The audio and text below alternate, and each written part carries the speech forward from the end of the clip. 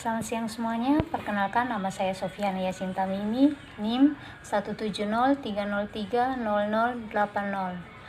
kelas B reguler pagi semester 7 jurusan Sosiologi. Di sini saya akan mereview kembali buku yang berjudul Ekonomi Kesejahteraan. Baik, pertama, ekonomi kesejahteraan adalah sebuah cabang ekonomi yang menggunakan teknik mikroekonomi untuk mengevaluasi kesejahteraan pada tingkat agregat atau keseluruh ekonomi. Ekonomi kesejahteraan adalah studi sistematis tentang rekomendasi kebijakan normatif di bidang ekonomi. Ekonomi kesejahteraan terapan adalah upaya untuk mengatakan apa yang seharusnya berkenaan dengan kebijakan pemerintah, dan ekonomi kesejahteraan teoretis adalah upaya untuk mempelajari cara menciptakan ekonomi kesejahteraan terapan yang handal. Sejarah ekonomi kesejahteraan adalah seutas sejarah pada abad ke-20. Selama abad ke-20, ekonomi kesejahteraan muncul dari teori ekonomi neoklasik sebagai bidang studi khusus. Namun secara aneh menghilang dari arus utama ekonomi pada akhir abad ini. Seperti yang diamati oleh Sir Anthony Atkinson pada tahun 2001. Setelah pertengahan abad, ekonomi kesejahteraan diajarkan secara luas. Saat itu, hal itu jauh lebih jarang diajarkan, dan sementara beberapa penelitian sedang dilanjutkan dan sebagian besar diabaikan. Terlepas dari prevalensi pertanyaan kesejahteraan dalam ekonomi modern, kita tidak lagi melakukan analisis kritis. Buku ini akan mencoba menelusuri dan mungkin menjelaskan kebangkitan dan kehancuran itu. Sekarang, para ekonomi di abad-abad sebelumnya, seperti para ekonom di abad ke-21, tidak ragu-ragu untuk membuat rekomendasi kebijakan. Adam Smith dapat mengadvokasikan perdagangan bebas dengan alasan bahwa hal itu akan meningkatkan pendapatan negara.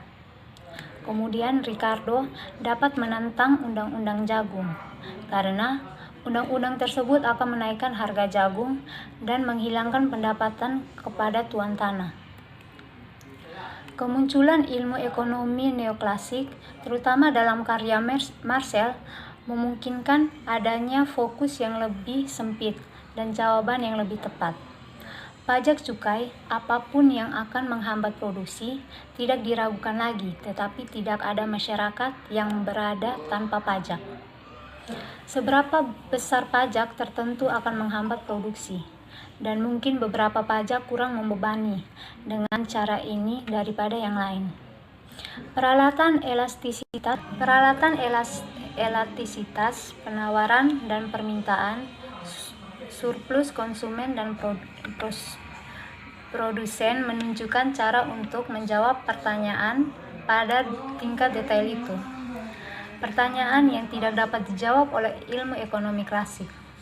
Ini adalah peluang yang muncul bagi para ekonom dan pematangan ekonomi neoklasik dalam karya Marshall dan Pigou. Menanyakan pajak mana yang tidak terlalu membebani pasti tampak sebagai gangguan dari pertanyaan. Yang lebih penting, apakah pasar secara keseluruhan dapat lebih meningkatkan kemakmuran pada masyarakat daripada yang mengarah pada tindakan negara. Mungkin ada sedikit keraguan tentang penilaian nilai yang mendasari alat neoklasik. Para pendukung pasar bebas dan pendukung tindakan negara dapat mengklaim bahwa kebijakan yang mereka dukung akan mendorong kemakmuran bagi masyarakat. Kedua belah pihak dalam kontroversi besar ini memiliki penilaian nilai yang sama, walaupun sedikit agak kabur. Perbedaan mereka berkaitan dengan sifat sistem ekonomi. Mengatakan bahwa kita dapat menentukan pajak mana yang tidak terlalu membebani dan berapa yang lebih ringan adalah menyiratkan bahwa pemerintah harus mempertimbangkan pajak kasus per kasus dan memilih pajak yang mana tidak memberatkan. Pajak yang mana yang paling tidak memberatkan. Secara lebih umum, pemerintah akan dapat mempertimbangkan manfaat proses pasar sebagai lawan dari peraturan kasus per kasus. Ekonomi kesejahteraan Pigou dengan tegas didasarkan pada teori etika utilitarian, seperti yang dipahami Pigou. Teori ini memberi dukungan paling transparan untuk argumen bahwa pasar bebas dapat menghasilkan peningkatan kemakmuran dalam arti yang secara moral signifikan. Pigou juga mengembangkan diskusi Marshall tentang eksternalitas, menciptakan konsep eksternalitas modern. Dalam retrospeksi satu abad, ini mungkin tampak lebih penting daripada kasus utilitarian untuk jumlah terbatas redistribusi. Namun, dikotomi nilai efisiensi dan distribusi yang memotivasi upaya ekonomi kesejahteraan baru untuk merekonstruksi ekonomi kesejahteraan pada teori nilai yang berbeda, meskipun terlihat terkait erat. Dapat dikatakan bahwa kreativitas dan kesuksesan dan kegagalan akhir ekonomi kesejahteraan baru menyebabkan kebangkitan dan lenyapnya ekonomi kesejahteraan di abad ke-20.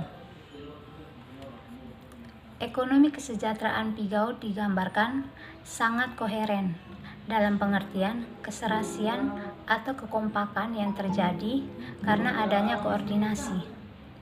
Sebuah badan wacana koheren jika hanya secara logis dan konsisten. Koheren lebih relatif apabila terjadi dari proposisi yang memerlukan atau meningkatkan probabilitas bersyarat satu sama lain, dan kurang koheren jika dibagi menjadi subset proposisi yang tidak berhubungan dan berisi anomali yang tidak dapat dijelaskan. Ini bukan untuk menegaskan teori koherensi kebenaran atau pembenaran, tapi ditegaskan bahwa koherensi itu perlu atau cukup untuk mengevaluasi kebenaran atau untuk membenarkan keyakinan dalam semua atau sebagian wacana. Namun, koheren berguna secara khusus. Ada gunanya memiliki koherensi antara konsep kesejahteraan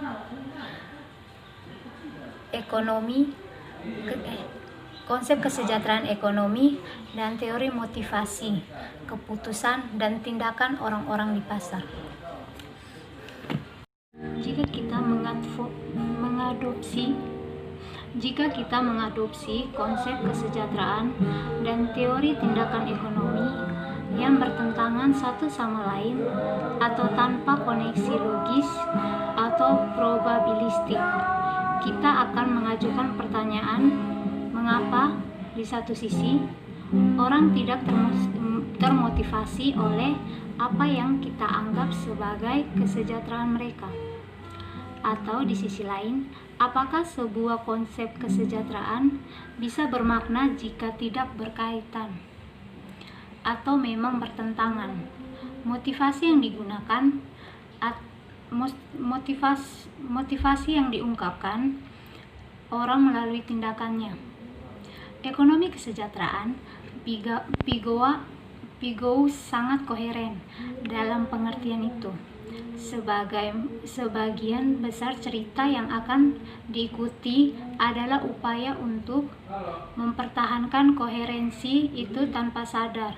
Utilitarian khusus yang diberikan Pigou dan kegagalan upaya itu. Karya Pigou tentu saja tidak berlangsung di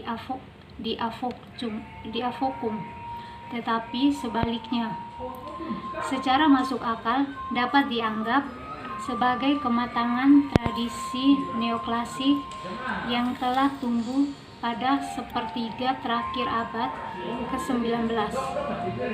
Banyak dari prasejarah ini terkenal dan tidak akan membutuhkan resumen di sini. Beberapa bagian lain, argumen kegunaan untuk redistribusi konsumen di batang pengukuran uang dan eksternalitas paling baik didiskusikan bersama dengan perkembangan ide-ide tersebut dalam tulisan Pigot dan sesudahnya. Gagasan kaum utilitarian dan penggabungan gagasan mereka ke dalam ilmu ekonomi setelah Mill dan Jevons perlu dapat diperhatian terpisah. Sekian dan terima kasih.